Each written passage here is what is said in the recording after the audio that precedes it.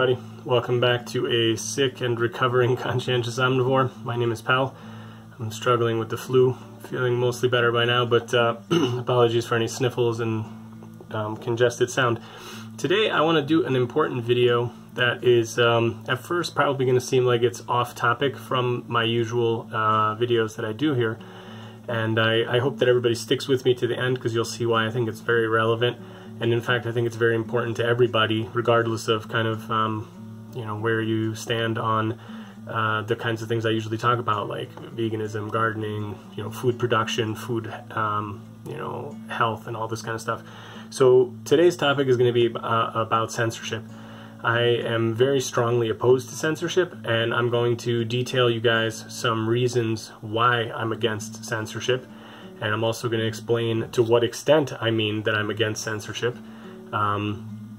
with the help of a book that I've talked about before in some videos. This book is by John Stuart Mill.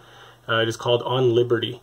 And I believe it's really more like an essay back in the day. It wasn't really a book that he wrote. I've talked a little bit about John Stuart Mill before. Very, very progressive thinker. I definitely encourage you to check out my previous video where I talked about kind of his life a little bit and just how progressive he was. I'll put a link at the end of the video if you guys want to check that out, or maybe you already know about him anyway, but definitely check out John Stuart Mill if you haven't, and I would encourage everybody to read this book. It's fantastic, but I'm gonna take out some quotes from here to kind of back up the things as I'm saying them. I'm not appealing to authority. If anybody wants to, you know, go ahead and you know, blame me for doing that. I am just simply using this man's words because I think they very eloquently describe exactly what I'm trying to say at certain points of this video. So that's why I've made some notes here for myself, and I'm going to go to specific quotes, and I'll tell you guys what page they're on and stuff.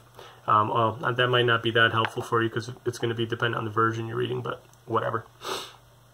Okay, so why do I oppose censorship?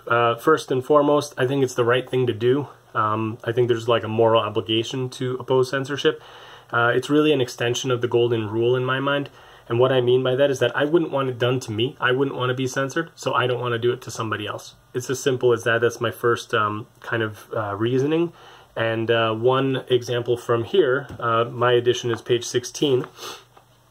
John Stuart Mill says, "If all mankind minus one were of one opinion, and only one person were of the contrary opinion, mankind would be no more justified in silencing that one person than he, if he had the power, would be justified in silencing mankind." So then he goes on and talks about, you know, kind of like, you know, why that is. But again, beautifully said. If you were literally the only person in the whole wide world with the contrary opinion to what somebody else was saying, I still think you have the right, and in fact, just as much right to say it as everyone else saying their opinion. So, moving on. I also think from a practical standpoint, I'm opposed to censorship because who decides, you know, what should be censored? Do you have anybody in your mind, in your, you know, mind's eye of who could be trusted to censor everything? Like, do you agree with any one person, even if it's the closest friend, your spouse, your partner, whatever? Like, is it, you know, do you agree with them 100% on every single topic, and you would trust that they would censor everything correctly the way you would want it to be done? It's completely impractical, and it's just really, you know, impossible to do. And with that said, even if you go to like a committee type thing, and trust in kind of numbers or in an aggregate, you know, kind of thinking pool or something like that, I still think it's prone to error. Nobody is infallible, and just like that, no committee is infallible. No city, no country, no nationality, no culture, no age is infallible. And John Stuart Mill writes a lovely bit about that, where he talks about no age being infallible. He says, "Ages are no more infallible than individuals, every age having held many opinions which subsequent ages have deemed not only false but absurd, and it is as certain that many opinions now general will be rejected by future ages, as it is that many once general are rejected by the present." So this is absolutely key. It's on page 17 in my book, and you know, you can think of many examples before, from slavery to women's abolition to a whole host of other, kinds of things, racial segregation, etc., etc. So don't trust in yourself in this sense that you're perfect, and don't trust in a committee that they're perfect. So how could you trust that there would be a perfect censorship deeming what's appropriate and what's not appropriate? Next topic, why I'm opposed to censorship. The freedom of thought makes us better thinkers. If we are restrained in our thinking, if we're dictated what we're allowed to think about, what we're allowed to express, it will actually limit our own thinking and our own ability to express ourselves. And I think that's very dangerous and very bad. And there is a great part here on page 32 where John Stuart Mill is talking about heretics being stamped out by, religious authority. And he says, where is the quote? Yes. The greatest harm done is to those who are not heretics, and those whose whole mental development is cramped and their reason cowed by the fear of heresy. Who can compute what the world loses in the multitude of promising intellects combined with timid characters who dare not follow out any bold, vigorous, independent train of thought, lest it should land them in something which would admit of being considered irreligious or immoral? So again, he's saying that it's not just like bad for the people who are getting censored and being stamped out as heretics, it's bad for the people who are not heretics, because they themselves are going to be limited by this in the future for fear of being, considered a heretic. They won't, keep thinking about other topics. Next, I think we really need to understand other people's viewpoints to really have a good understanding of our own. Many, difficult topics and difficult subjects are not so cut and dried as to only have one side. So you really have to consider other people's sides of the argument. And if you haven't done so, if there's nobody to represent the other side, you have to kind of put yourself in the mindset of somebody who would be opposed to what you're saying and play the devil's advocate. And John Stuart Mill has a great quote here about the devil's advocate, the power of it, and why it's important. And he says on page 36 here, so essential is this discipline to a real understanding of moral and human subjects that if opponents of all important truths do not exist, it is indispensable to imagine them and supply them with the strongest arguments which the most skillful devil's advocate can conjure up. So it is almost like our responsibility to really take our thought through and try to fight it, and, I think the phrase is steelman it, the best we can to really kind of think of all the opposing view of, what might be wrong with our idea before we start kind of being, convinced that it's the right idea. So I think that's really important. And if you're, silencing all these other people with other views, you're doing yourself a disservice as well. Okay, so next, having to explain your beliefs keeps you on your toes. This is my next, kind of mini thought under, freedom of speech making you a better thinker. If you have the routine practice of having to explain your viewpoint to other people, you actually really internalize and really understand all the information and all the science or all the kind of philosophy behind what it is you're saying, instead of just on a surface level, memorizing something and just, shooting from the hip and giving a, like a lackadaisical answer. And so here I put another section to read from John Stuart Mill. This is page 38. He's talking about basically like religious leaders. So he's saying, we often hear the teacher of all creeds lamenting the difficulty of keeping up in the minds of believers a lively apprehension of the truth, which they nominally recognize, so that it may penetrate the feelings and acquire a real mastery over the conduct.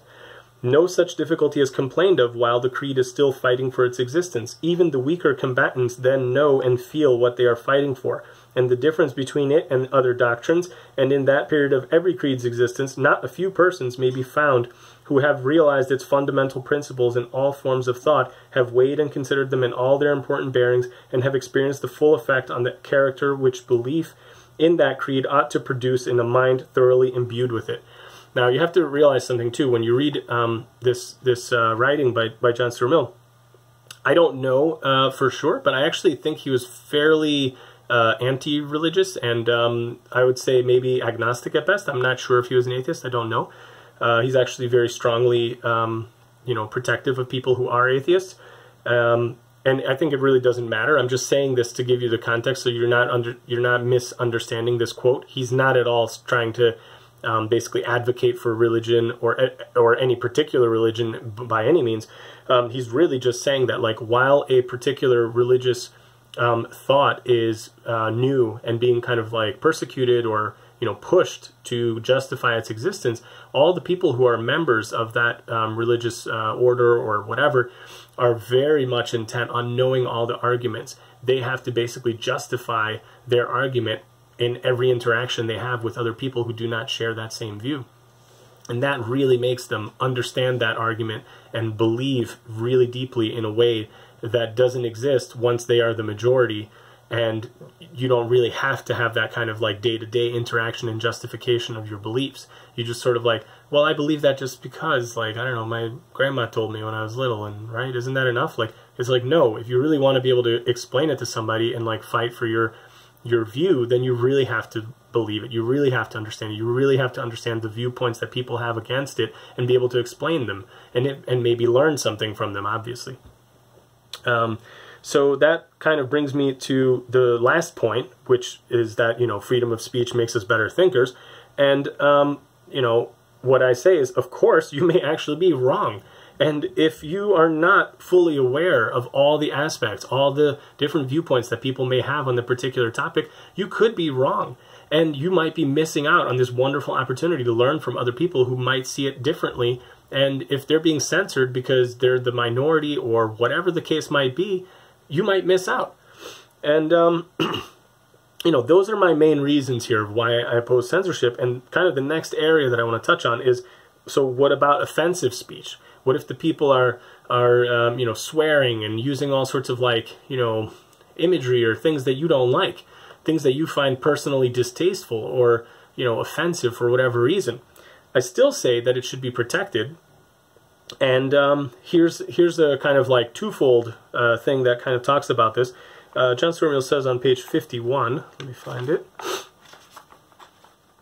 He's talking about kind of like, speech that's considered inappropriate. Here it is. So, with regard to what is commonly meant by intemperate discussion, namely invective, sarcasm, personality, and the like, the denunciation of these weapons would deserve more sympathy if it were ever proposed to interdict them equally to both sides. But it is only desired to restrain the employment of them against the prevailing opinion. Against the unprevailing, they may not only be used without general disapproval, but you will be likely to obtain for him who uses them the praise of honest zeal and righteous indignation.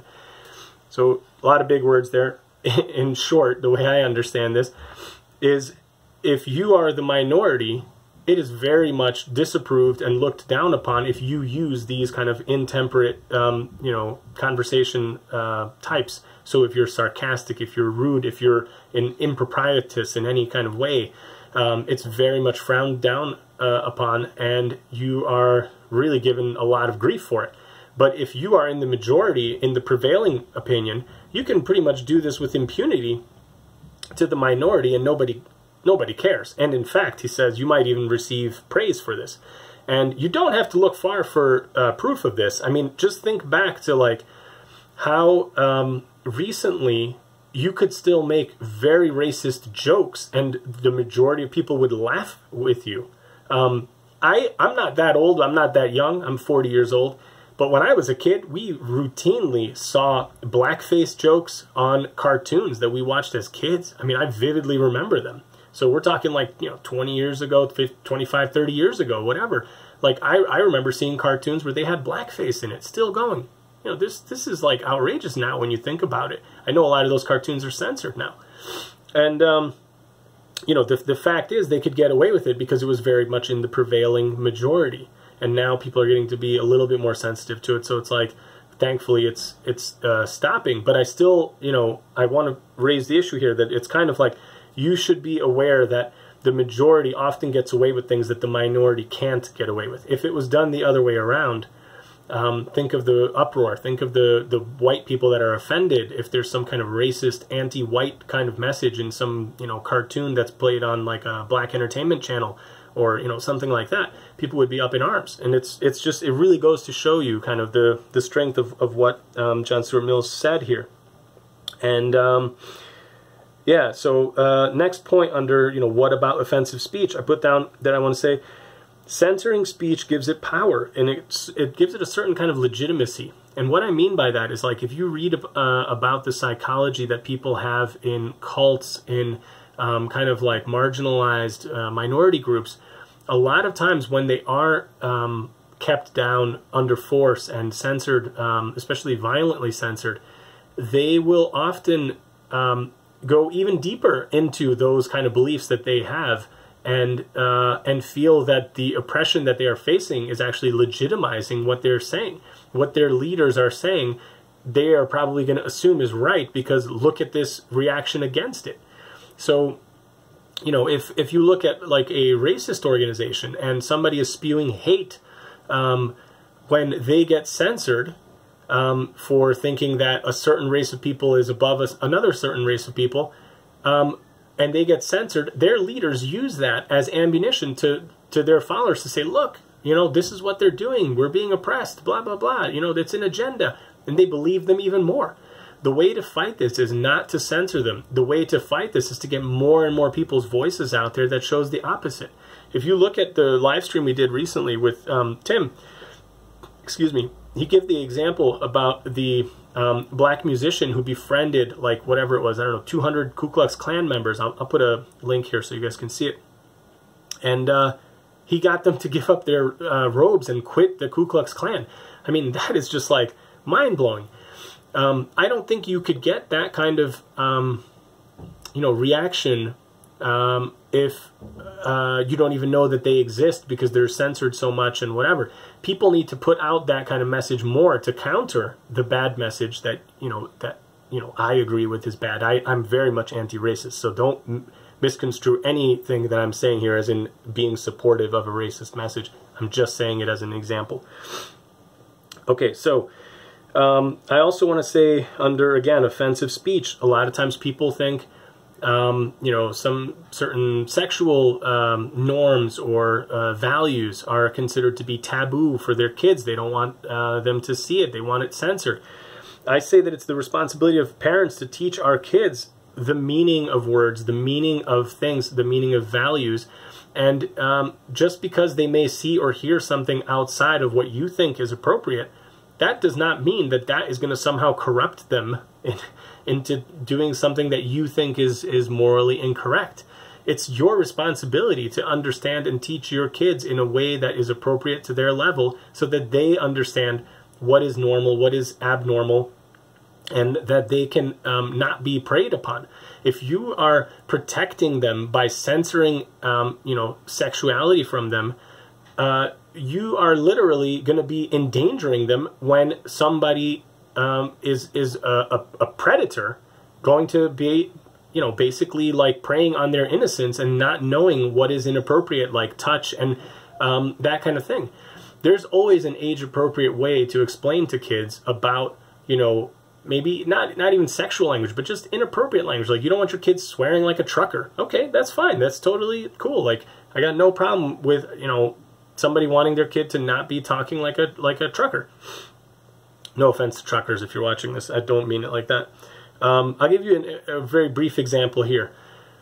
Recently, my son, who's like 6.5, he started using a phrase that is very common here in Hungary, which I very much strongly disapprove of. I'm going to say it because probably not too many people watching are Hungarian. I know I have some Hungarian subscribers, so thank you. And I don't mean to offend any of you if you hear this, but probably it's so common that you won't be offended anyway. But you say kurvára vicces. It means, like, literally, it's funny. That's what you would translate it to. That it's like it's extremely funny. That's the phrase. But you're literally using the word kurva, which is the word for prostitute or whore. And it's extremely, you know, bad taste. I don't like this expression. I don't use this expression. I have no idea where my kid picked this up from, whether it's from school or, you know, family members or what have you. But what was my reaction in hearing him say this expression? I asked him, do you know what that word means? And he didn't. And he was kind of surprised because you could tell he was just saying it to get a reaction from me. He knew that that word had power, because I'm sure if he said that downstairs, you know, to Grandma, I'm sure that he would have got a pretty strong reaction from her. Or, you know, at school, or some teacher, or, you know, whatever. And you could tell that, you know, his little power bubble was deflated, because he's like, oh, he's not even really upset. Like, he's just asking what it means. And he didn't know what it meant. And, you know, how do you explain to a 6-year-old kid, you know, like what that is?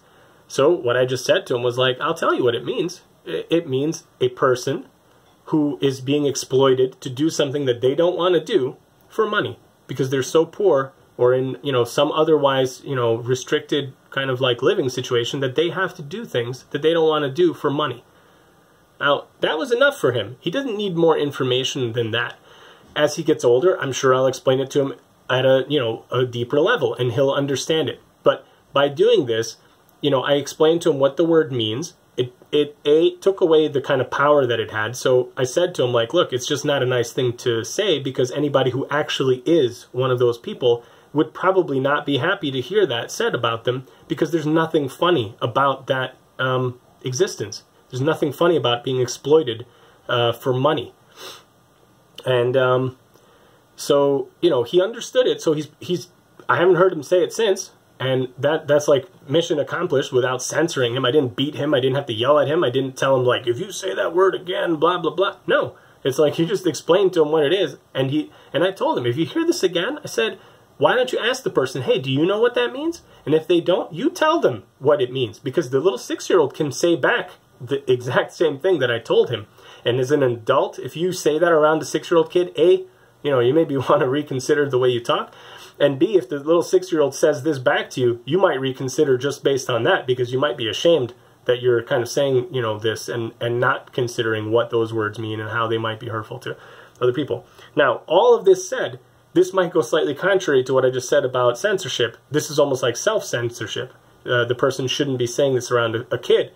Now, I don't think it's really censorship, because it's like there's no consequence to it. You could keep talking like that around the kid if you wanted to. Like, I mean, I certainly have people in my life that talk really with like very strong foul language, and they don't always turn it off around the kids. And, you know, I think it's kind of like one of those things where, like, you can always explain to the kid, like, look, this is what that word means as an age-appropriate thing. And the reason why I don't talk like that is because I think there's better and nicer ways to say the same thing without hurting anybody's feelings. That's usually enough to get the kid to not say the you know, the dirty words or whatever. So, you know, that's kind of my tip there on that. And my last point on, you know, about offensive speech is, again, you know, hate speech, things that are considered like, you know, racist, sexist, you know, all this kind of like terrible stuff that, like, I'm very much against. I'm absolutely against all of this stuff.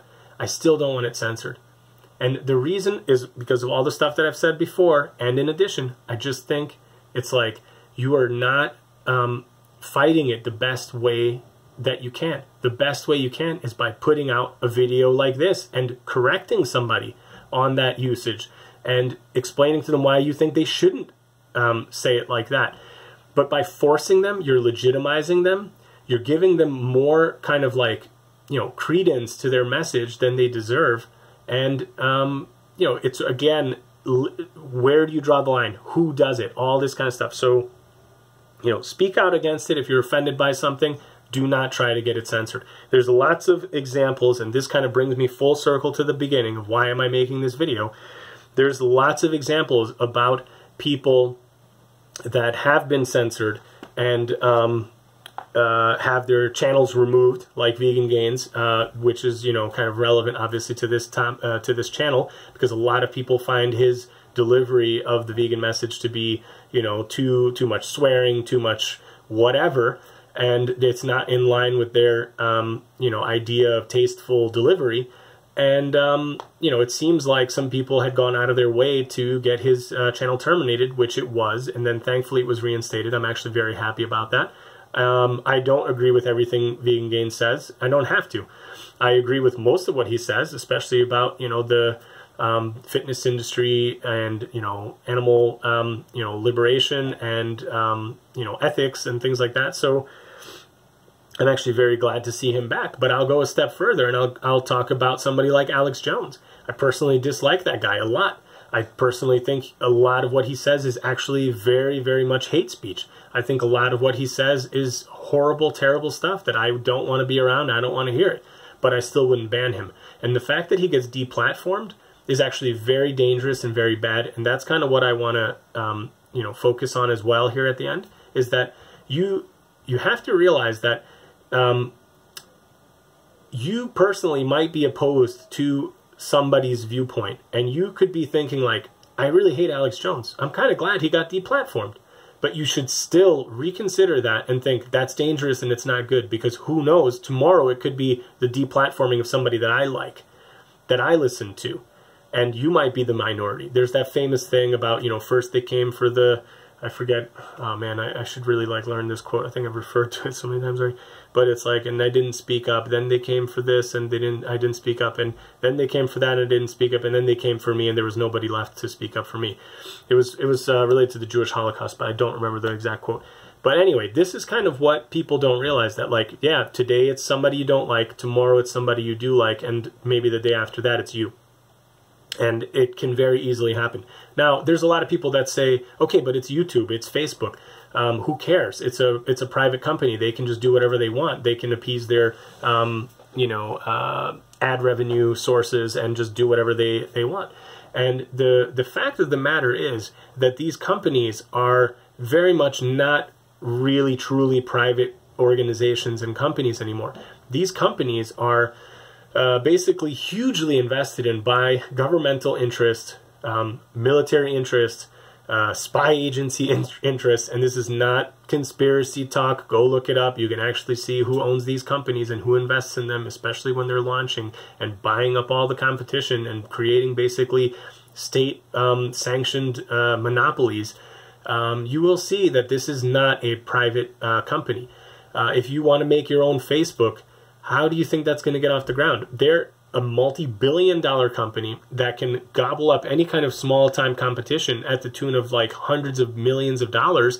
They won't even bat an eyelash at that. So if you have any kind of true competition to any of these things, the major tech companies, the Google, the Microsoft, the Apple, the Facebook, these companies are able to buy you like nothing.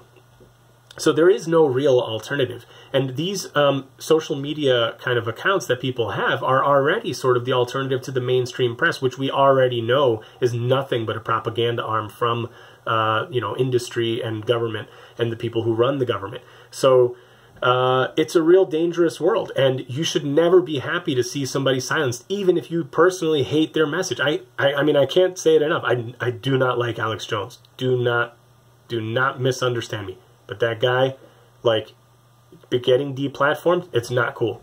And if you also think like, well, maybe I like Alex Jones and maybe I hate the Cowspiracy people. Well, the Cowspiracy people got their official Facebook page deleted, and I've talked about that in a live stream. So you think that like if you're you know, an environmentalist and you're a vegan and you're happy because maybe you're left leaning in your you know, political views, and you hate Alex Jones, and you're like, well, I'm glad he got deplatformed. But are you glad that the Facebook page got deplatformed for Cowspiracy? You know, are you happy about that? I don't think so. So you should not, you know, be happy to see Vegan Gains be terminated, even if you're a hardcore carnivore dieter. If you're a, you know, any kind of anti-vegan person, you should still not try to get people banned and not try to get people censored. What you should be doing is making your own channel and making your own content and explaining why you think they're wrong. That is the way to do it. That is the way to get people to see your point of view and listen to their point of view and listen, you know, openly and honestly. You might change your mind, like I said. So, yeah, I think that's pretty much everything I want to say. I have one last point here. Where do I draw the line? So somebody might say to me, yeah, but this is so hateful, this is so barbaric, this is so, you know, whatever the thing is, it's satanic, it's whatever. I say I draw the line at yelling fire in a crowded building. If somebody is saying something that is emotionally hurtful, I don't think it should be censored or banned.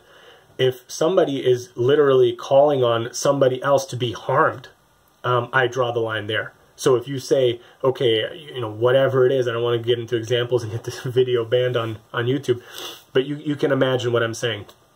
If somebody is literally calling for violence against people, if they're doxing people, if they're doing all this kind of stuff where you're like, you know, like actively encouraging your viewers and your followers to do something that is going to harm or limit the liberty of somebody else, that's where I draw the line.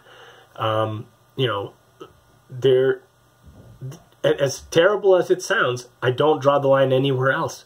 If I don't want to hear foul language, satanic, you know, things, whatever, empty, whatever, you know, viewpoint that I hold near and dear to my heart, I can ignore it, I can speak out against it, and I can trust that I can maybe convince people that that's wrong. And I can try to bring my best, you know, debate skills to that table. Watch some of the debates I've had on this channel. I try to be respectful to everybody. I try to listen to everybody. I don't talk over them. That's the way to do it. So, yeah, I think that is pretty much it. I hope that you guys enjoyed this. It was something that I've been meaning to talk about for a little while. It just took me a little while to get all the, you know... Okay, so the video cut off because it got too long, I think. I'm not sure where I lost it, but anyway, I think that was the end. So, you know, I've been meaning to make this video for a little while, and, you know, it just took me a little bit to put everything together, and I just haven't been feeling well. But I am glad to see Vegan Gains channel back. I am very much against censorship, and I hope that I've convinced you, if you were pro-censorship, to be against censorship. And the last thing I would encourage you is, if you're not yet, you know, convinced, go and look into some of the greatest minds and the thinkers of our day, or the recent day, and other people, and see what they say about censorship. And you will see that, I think you will agree, most of these very intelligent people were very much against censorship. And I also encourage, if you want to see some kind of more modern thinkers, who I happen to think were very eloquent and spoke out against censorship quite well, you don't have to go too far back into history. You can just go right onto YouTube and search for the videos by the musicians who stood up against the PMRC back in the, what was that, like the 80s or 90s? I guess like the 80s, 90s.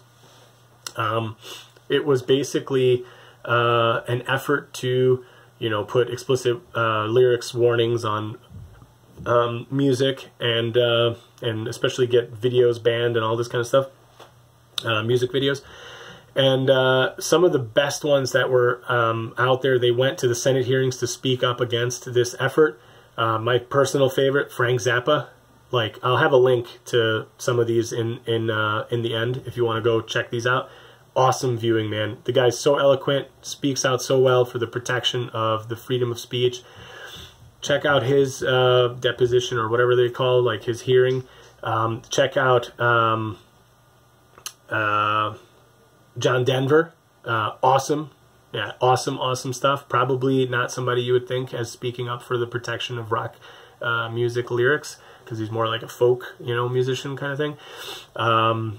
What's the guy from Twisted Sister? I can't remember his name. Shoot, anyway, the singer from Twisted Sister. Awesome appearance. And there were other people, but those are the three that I remember. And yeah, just, you know, go check that out. Listen to them. Check out all the wonderful anti-censorship interviews that Frank Zappa did all over the news afterward. He was on Crossfire. That one was like brutal. I mean, the guy that they had against him was just such a jerk. I can't believe like how Frank was able to maintain his cool against those people. So check it out, man. I love Frank Zappa in so many ways, and he was so eloquent and so like to the point, cut right through all the BS. So check out those videos. I think those are the, you know, the main ones that I wanted to talk about. I don't remember if I had anything else, but anyway, I'm a little bit messed up in the head right now. So that's pretty much all I got. So yeah, check those out. Let me know in the comments, are you pro-censorship? Where's your line? Do you have some line that's farther back from where I am? yeah, like that's what I'm curious about. I hope that if you are, maybe I've given you a little spark to think about at least, and go do some more thinking and reading, and look at some opposing viewpoints and see if you might change your mind. And especially if you're watching this and you think that it's funny to see somebody's thing get terminated, think about what I said, that could happen to somebody you like, somebody that shares your view and you find to be near and dear. So yeah, let's help each other out. I disagree with a lot of people on YouTube, but I don't want to see anybody get banned. So that's pretty much it. And then again, if you want to get your message across, try to do it in as, you know, polite and professional a way as possible, because I think more people are going to listen to you. But that's just my view. That's why I do it this way. But yeah, I mean, I'm not going to fault anybody for doing it any other way. So yeah, I hope you guys enjoyed this. See you in the next one. Sorry for the rambling at the end. Thanks a lot for everybody subscribing and sharing the videos. I really, really appreciate it. Awesome to see it. So thank you so much. Bye.